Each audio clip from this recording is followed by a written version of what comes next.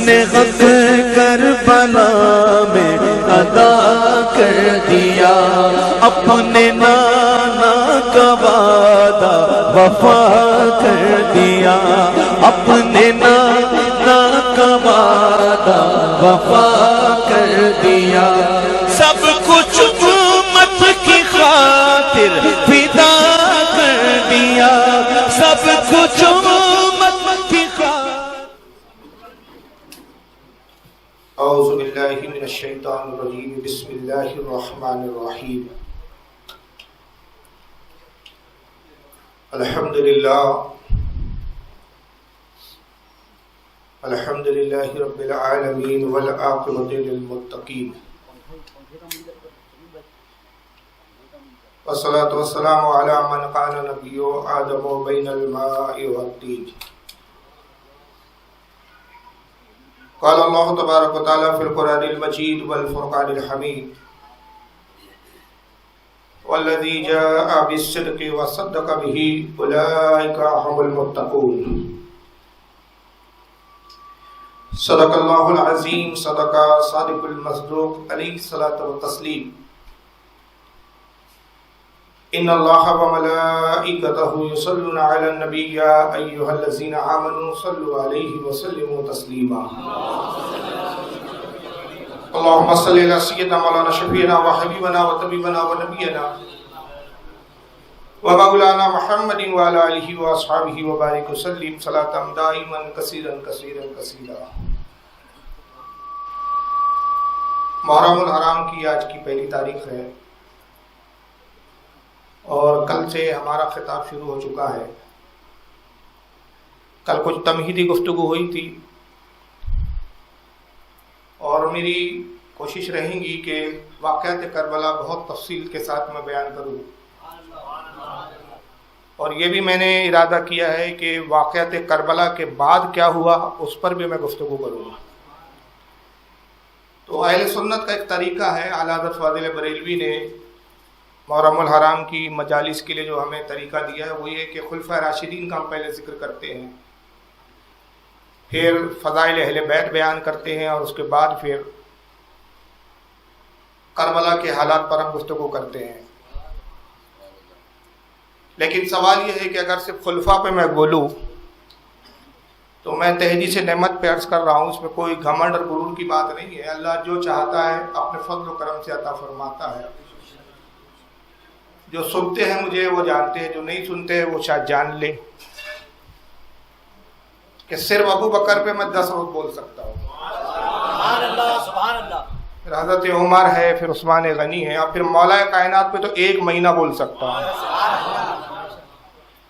لیکن مسئلہ یہ ہے کہ اگر خلفۂ راشدین پہ بڑی تفصیلات سے بات کروں گا تو واقعات کربلا زیادہ تفصیل سے نہیں بات ہو پائیں گی، اور خاص طور سے وہ گفتگو نہیں ہو پائیں گی کہ وہ کون سے حالات تھے جس کی بنیاد پر، جس کی بنا پر کربلا کے حالات پیش آئے۔ لیکن چونکہ ہمارے بزرگوں کے طریقے پر بھی عمل کرنا ہے، اس لیے آج اور کل، آج میں سیدنا ابو بکر صدیق پہ گفتگو کروں گا، کل حضرت عمر پہ، اور پرسوں سے پھر میں اہل بیت پر کروں گا۔ عثمان غنی پر ضمناً کئی بات آ جائیں گی تو پھر ایک الگ بات ہے، لیکن اس کا مطلب یہ نہیں ہے کہ ان کی قدر ہمارے دلوں میں نہیں ہے۔ ہم اہل سنت ہے، ہمارا اہل سنت و جماعت کا اس پر اجماع ہے کہ تمام نبیوں میں سب سے افضل حضرت ابو بکر صدیق ہے، نبیوں کے بعد، معاف کریں، نبیوں کے بعد، انبیاء کے بعد سب سے افضل ترین کون ہے؟ یاد رکھیے، اس پر علماء اہل سنت کا اجماع ہے، اور اجماع کی مخالفت کرنے والا گمراہ ہوتا ہے۔ اور حضرت ابو بکر صدیق کا جہاں تک معاملہ ہے، علماء کا اس پر اجماع ہے کہ ابو بکر صدیق کی اگر کوئی افضلیت کا انکار کرے، آپ کی خلافت کا منکر ہو، تو وہ گمراہ نہیں ہے بلکہ وہ کافر ہے۔ اس لیے کہ حضرت سیدنا ابو بکر صدیق کی افضلیت اور آپ کی خلافت نص قطعی یعنی قرآن اور حدیث صحیحہ سے ثابت ہے، لہذا اس کے منکر کو کیا کہا گیا؟ کافر۔ اور اگر بعد کے خلفاء کے خلافت کا انکار کرتا ہے، یعنی عثمان غنی، حضرت عمر، حضرت علی، تو اس کو گمراہ کہا گیا ہے، بد مذہب کہا گیا ہے۔ تو آج جو شبہات ہمارے نوجوانوں کے ذہنوں میں پیدا کرنے کی کوشش کی جا رہی ہے، تو اس میں اصل میں مسئلہ یہ ہے کہ وہ حضرات جو شبہات ڈال دیتے ہیں، شکوک پیدا کر دیتے ہیں، وہ ہم لوگوں سے بات نہیں کرتے، وہ ان لوگوں سے گفتگو کرتے ہیں جن بیچاروں کو زیادہ علم نہیں ہوتا، اور پھر کہتے ہیں کہ دیکھیں حضرت علی کی فضیلت میں سب سے زیادہ حدیثیں آئی ہے، اس لیے حضرت علی سب سے افضل ہے۔ ابو بکر صدیق کی فضیلت میں اتنی حدیثیں نہیں ہیں، لیکن یاد رکھیے ان جن بیچاروں کو افضلیت اور فضیلت کا فرق نہ معلوم ہو، وہ اس طرح کی باتیں کرتے ہیں۔ افضلیت اور ہوتی ہے اور فضیلت اور ہوتی ہے، ایک بات یہ یاد رکھے آپ۔ اب اس پہ میں تفصیل کروں گا تو آدھا گھنٹہ لگ جائے گا، صرف اتنا کہہ دوں کہ اس پر میرا ایک رسالہ آ چکا ہے، انٹرنیٹ پہ موجود ہے، جس کا نام ہے افضلیت صحابہ کی ترتیب۔ آپ سنی حنفی آرگنائزیشن جو ہماری ہے، اس کے ٹیلی گرام جو اس کا ایک سافٹ ویئر ہوتا ہے، اس پر آپ جائیں اور وہاں SHO اسلامک چینل اس کو سرچ کریں تو وہاں پہ آپ کو یہ کتاب مل جائے گی، آپ وہاں سے فری پہ ڈاؤن لوڈ کر سکتے ہیں۔ یہ پورا رسالہ ہے مستقل، جس پہ میں نے پورے دلائل سے، قرآن و حدیث سے، ائمہ کے اقوال سے اس پہ اجماع ثابت کیا ہے کہ افضلیت اور ہوتی ہے، فضیلت اور ہوتی ہے۔ حضرت علی کی فضیلت میں بے شک بہت زیادہ حدیث ہے۔ خود امام احمد ابن حنبل فرماتے ہیں کہ مولا کائنات کی فضائل پر جتنی حدیثیں، کسی صحابی کے بارے میں اتنی حدیثیں نہیں، لیکن ساتھ میں ایک اور مسئلہ ہے جس کو چھپایا جاتا ہے، ایک بتا دیا ایک چھپا دیا۔ یہ تو بتاتے ہیں لوگ کہ بھئی حضرت علی کی فضیلت پر بہت حدیثیں ہیں، مگر یہ نہیں بتاتے دوسری بات جس کو چھپاتے ہیں کہ بھئی وہ جو بہت زیادہ کثرت سے حدیثیں، ان کا حال بھی کیا ہے۔ تو حال یہ ہے کہ امام شافعی رحمۃ اللہ علیہ فرماتے ہیں کہ مولا کائنات کے فضائل میں 3 لاکھ حدیثیں جھوٹی گڑی گئی ہے۔ کتنی حدیثیں؟ 3000 نہیں کہہ رہا ہوں میں، 300 نہیں، 3 لاکھ جھوٹی حدیثیں گھڑی گئی ہے۔ اب وہ جھوٹی حدیث بھی آپ کو سنائی جا رہی ہے تو عوام بیچاری بولی ہے، اتنا علم نہیں، اتنا معیار نہیں، جرح و تعدیل کا فن نہیں جانتے، اسماء و رجال کی کتابوں سے واقف نہیں، اور یہ ساری کتابیں عربی میں ہوتی ہے، تو عوام کیا سمجھے کہ اس حدیث کی حیثیت کیا ہے، یہ حدیث صحیح ہے کہ نہیں ہے، اس کے راوی کیسے ہے۔ اب ان کو تو سنایا گیا بھائی علی کی فضیلت ہے، انہوں نے مان لیا، تو عوام پر یہ تاثر ہوتا ہے کہ ہاں یار حضرت علی کے فضائل میں تو اتنی روایت ہے، تو پہلے نمبر پہ تو فضیلت میں وہی ہونا چاہیے۔ لیکن آج میں آپ کو بتاؤں گا کہ خود حضرت علی نے ابو بکر کی کہاں کہاں کتنی فضیلتیں بیان کی، تو ان حدیثوں کا معیار اور ہے کہ جس کے راوی اور ہے اور وہ فضائل علی بیان کرے۔ جملہ سنیں، ان حدیثوں کا معیار اور ہے جس کے راوی اور ہو، وہ فضائل علی بیان کرے، اور ان حدیثوں کا معیار اور ہے کہ فضیلت ابو بکر کی اور بیان مولا کائنات کر رہے ہو۔ ان حدیثوں کا معیار اور ہے کہ یہاں راوی علی ہے اور بات ابو بکر صدیق کے بارے میں کر رہے ہیں۔ چنانچہ جو قطبے میں نے آیت کریمہ پڑھی، سورہ زمر کی آیت ہے یہ، اور یہ پارہ نمبر اس کا جو ہے 24 ہے، آیت نمبر 33 ہے۔ رب تبارک و تعالیٰ اس میں قرآن عظیم میں یہ آیت کریمہ ارشاد فرما رہا ہے، اور اب فرماتا ہے والذی جاء بالصدق وصدق بہ اولئک هم المتقون۔ رب فرماتا ہے کہ اور وہ جو سچا دین لایا، جو سچا دین لایا اور وہ جس نے اس کی تصدیق کی، یہی سب سے بڑھ کر متقی ہے۔ اب یہاں 3 باتیں ذکر کی گئی ہے قرآن عظیم کی اس آیت کریمہ میں۔ پہلی کہ جو سچا دین لایا یا سچی بات لایا، دوسری جس نے اس کی تصدیق کی، اور تیسری بات کی جا رہی ہے کہ یہی وہ متقی ہے۔ اب یہ دونوں، جو لا رہا ہے اسے بھی متقی قرآن کہہ رہا ہے، اور جو اس کی تصدیق کر رہا ہے اس کو بھی قرآن متقی کہہ رہا ہے۔ تو یہاں یہ باتیں تو پتہ چل گئی کہ یہ 2 حضرات ہیں جو سب سے بڑھ کر پوری کائنات میں سب سے بڑے متقی اور پرہیزگار، سب سے بڑے پارسا، 2 شخصیت، ایک وہ جو دین لا رہا ہے، ایک جو تصدیق کر رہا ہے۔ تو لانے والا کون، تصدیق کرنے والا کون؟ تو آؤ حضرت علی کی بارگاہ میں پوچھیں کہ اے مولا کائنات آپ بتائیں کہ یہ قرآن میں اس آیت کی تفسیر کیا ہے، اس کا منشا کیا ہے، اس کی مراد کیا ہے؟ تو حضرت علی رضی اللہ تعالیٰ عنہ فرماتے، جس کو حضرت امام ابن عساکر نے تاریخ دمشق الکبیر جلد نمبر 12 صفحہ نمبر 359 پہ، حضرت امام محب الدین طبری نے اپنی کتاب الریاض النظارہ جلد نمبر 1 صفحہ 101 حدیث نمبر 543 پر سبحان اللہ. امام ابن حجر مکی الحیتمی نے اپنی کتاب الصواعق المحرکہ صفحہ نمبر 200 پر، اور بھی متعدد مفسرین ہیں یہ اور محدثین ہیں یہ فرماتے، حضرت علی سے روایت کرتے کہ حضرت علی فرماتے کہ قرآن نے کہا والذی جاء بالصدق، وہ جس نے دین حق کو لایا وہ رسول اللہ کی ذات ہے. وہ کون ہے جس نے دین لایا؟ وہ اور رسول اللہ کی ذات ہے. وَصَدَّقَ بِهِ، اور جس نے سب سے پہلے تصدیق کی. تو مولا کائنات فرماتے لوگوں آگاہ ہو جاؤ، جس نے سب سے پہلے نبی کی تصدیق کی وہ ابو بکر صدیق. تو ابو بکر سب سے اولین مسلمان ہے. یہ کون کہہ رہا ہے؟ یہ حضرت علی کہہ رہے ہیں. اب یہاں کسی مولوی کی ہمیں حاجت نہیں، اب کسی کی بات کی ہم کو کوئی ضرورت نہیں. جب علی کی بات ہم تک آ گئی تو بس اس پر ہمارا ایمان ہے. اور قرآن کہتا ہے کہ جو دین لایا وہ بھی متقی، اور جس نے سب سے پہلے تصدیق کی وہ بھی متقی. اور ابو بکر صدیق کی فضیلت پہ اگر ہم گفتگو کریں، میں ایک جملے میں کہہ دوں، محدث اعظم نے ایک ایسی بات کہی تھی، سرکار محدث اعظم نے، کہ اس ایک تعریفی جملے کو ایک پلے میں رکھ دیا جائے اور جتنے خطبہ ہے، جتنے فضلاء ہے، جتنے مورخین گزرے، محدثین گزرے، مفسرین گزرے، جتنوں نے ابو بکر صدیق کی تعریف پر کتابوں کی کتابیں لکھ ڈالی، جلدوں میں کتابیں لکھی، سب کی تعریف ایک پلے میں رکھ دے، خدا کی قسم حضور محدث اعظم ہند کا وہ ایک جملہ سب تعریفوں پر بھاری ہے. آپ کہیں گے بہت بڑا مبالغہ ہو گیا، کیا محدث اعظم جو اعلیٰ حضرت کے شاگرد، اس زمانے کے عالم، کیا پچھلے اماموں سے زیادہ بڑھ کر انہوں نے بات کی؟ میں کہا ہاں، انہوں نے ایک ایسی بات کہی دی، اللہ نے ان کے ذہن و فکر میں ایک ایسی بات ڈال دی. اور یہ بھی کمال تھا کہ فضائل ابو بکر کے لیے جو بات کہنے والا ہے وہ خود سید ہے، مخدوم سمنانی کا شہزادہ ہے، غوث اعظم کی اولاد ہے. وہ خود بتا رہا ہے کہ ہم خاندان اہل بیت کے لوگ خود ابو بکر کو کیسے مانتے. تو انہوں نے کہا مرتبہ صدیق، کیا پوچھتے ہو سید، ہر چیز کے جامع ہیں نبوت کے سوا. مرتبہ صدیق، کیا پوچھتے ہو سید، ہر چیز کے جامع ہیں نبوت کے سوا. صرف نبی نہیں ہے، باقی سب کچھ ہم حضرت صدیق اکبر کے پاس، صرف نبی نہیں، نبوت کے علاوہ سب ہے.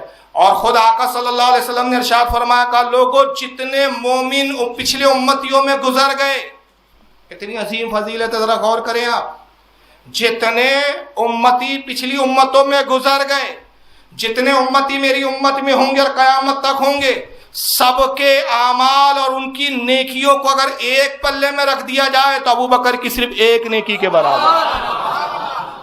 اور آگے وہ حدیثیں بھی میں بتاؤں گا کہ خود صحابہ اکرام کے بارے میں حضور نے کیا کہا کہ کس کی نیکی اور ابو بکر کی نیکی کا کیا حال ہے ان کے مقابلے میں. مگر آئیے فضیلت پہ اگر آپ غور کریں تو ابو بکر صدیق کی ایک سب سے بڑی فضیلت یہ ہے کہ رسول اللہ کے بچپن کے ساتھی ہے. بچپنا بھی حضور کے ساتھ گزرا ہے، جوانی بھی ساتھ گزری ہے، سفر بھی ساتھ ہوا ہے، وصال کے بعد بھی رسول کے پہلو میں، جنت میں بھی حضور کے ساتھ ہوں گے. کوئی لمحہ ہے ہی نہیں جو ابو بکر نے رسول اللہ کو کہیں چھوڑا ہو. اور صرف یہی نہیں بلکہ ایک فضیلت میں خود آتا ہے کہ ابو بکر صدیق خود فرماتے ہیں کہ اللہ کا مجھ پہ فضل و کرم تھا کہ زمانے جہالت میں 3 کام میں نے نہیں کیے. 3 کام، جبکہ زمانے جہالت میں وہ 3 کام عام بات تھی. عام لوگ تو اس طرح گناہوں میں ملوث تھے اور اس کو گناہ ہی نہیں سمجھتے تھے. لیکن حضرت ابو بکر فرماتے ہیں کہ جہالت کا دور جب رسول اللہ نے نبوت کا اعلان بھی نہیں کیا تب بھی وہ 3 کام سے اللہ نے مجھے بچایا. ایک، آپ فرماتے ہیں میں نے کبھی شرک نہیں کیا، کبھی میں نے بتوں کو نہیں پوجا. دوسرا فرماتے ہیں کہ میں نے کبھی شراب نہیں پی. اور تیسرا فرماتے ہیں میں نے کبھی بدکاری نہیں کی، زنا نہیں کیا. یہ 3 وہ خصوصیات تھی حضرت ابو بکر کی جو زمانے جہالت پہ بھی تھی. جب آپ کی پیدائش ہوئی تقریباً 7 یا 8 سال کی عمر تک کبھی آپ خانے کعبہ نہیں گئے. باپ کہتا تھا کہ بیٹا چلو ہمارے ساتھ، آپ انکار کرتے تھے. تو ماں بھی کہتی تھی کہ جانے دو، کھیلنے میں مشغول ہے بچہ، کھیلنا کودنا چاہتا ہے، وقت آئے گا تو یہ معبودوں کی عبادت بھی کر لے گا، یہ جائیں گا تو حبل کو بھی سجدہ کرے گا، لات و عزا کو بھی سجدے کریں گا، ابھی تو کھیلنے کودنے کے دین ہے، کھیلنے دو. باپ ضد کرتا ہے کہ نہیں، اگر یہ شروع سے ہی खाने काबा जाता रहेगा, बुतों को देखेगा, माबूदों को देखेगा, तो माबूदों की अकीदत इसके दिल में बैठेगी। मगर अबू बकर सिद्दीक नहीं जाते थे, इनकार करते थे। यहाँ तक कि रिवायतों में आता है कि तकरीबन 8 साल या 7 साल की उम्र थी। एक दिन बाप ने जिद की और अपनी बीवी से कहा, यानी अबू बकर सिद्दीक की वालदा से कहा कि अबू बकर को तैयार करो, आज मैं इसको ले जाऊंगा। और आज एक ऐसा मौका है, दोपहर के वक्त खाने काबा ले जाऊंगा, इस वक्त भीड़ भाड़ भी नहीं होती, लोग भी नहीं होते, सिर्फ तन्हा अबू बकर और मैं होंगे और एक गुलाम होऊंगा। मैं ले जाके अपने माबूदों का तारुफ तो करवा दूं अबू बकर से। अबू बकर जाने तो कि हमारे खुदा कौन है, पानी कौन बरसाता है, रिस्क कौन देता है। हर काम के लिए अलग अलग बुत तराश रखे थे मुशरिकीन ने।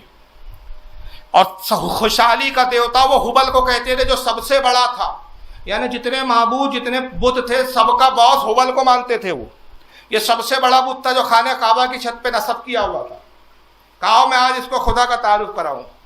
माँ ने गुस्ल करवाया, अच्छा और बेहतरीन लिबास जेब तन किया, खुशबू से मुअत्तर किया, आंखों में सुरमा लगाया, अच्छी तरह से जैसे किसी एक बहुत बड़े किसी अमीर और कबीर के घर में दावत पे जाया जाता है या किसी जश्न में जाया जाता है, उस अंदाज में अबू बकर को उनकी वालिदा ने तैयार किया। हज़रत अबू बकर सिद्दीक की उम्र है 7 या 8 साल के करीब। बाप ने उंगली पकड़ी, खाने काबा में लेकर आए। काबे पे जैसी नजर पड़ी, पत्थरों के कुछ माबूद खड़े हुए थे, कुछ ले बैठे हुए थे, अजीब अजीब शक्लों में थे। आपने पूछा है कि ए बाप ये कौन है? कहा बेटा ये हमारे माबूद है, ये उज़्ज़ा हमारी देवी है जो हमारे कारोबार की देखरेख करती है, बिजनेस यही संभालती है, हमारे बिजनेस की खुशहाली इसी से वाबस्ता है। ये लात है जो हमें रिस्क देता है, ये हुबल है जो खुशहाली का देवता है, ये सारे देवताओं का बास है, ये मनात है, ये फुला है, ये फुला है। सारे बुतों का तारुफ कराते रहे। हज़रत अबू बकर देखते रहे, सुनते रहे, कुछ नहीं कहा। फरमाया अब्बा ये बताओ इन सब का बॉस कौन है, इन सब से बड़ा कौन है? कहा बेटा ये हुबल है, इसको सजदा करो। आपने कहा कि ये रिस्क देता है। कहा इसी से हमें रिस्क मिलता है। ये नाराज हो जाए तो कहत पड़ जाए, कहत हो तो अनाज ना उगे, अनाज ना उगे तो हम भूखे मर जाएं। यही है जो हमें बारिश अता करता है।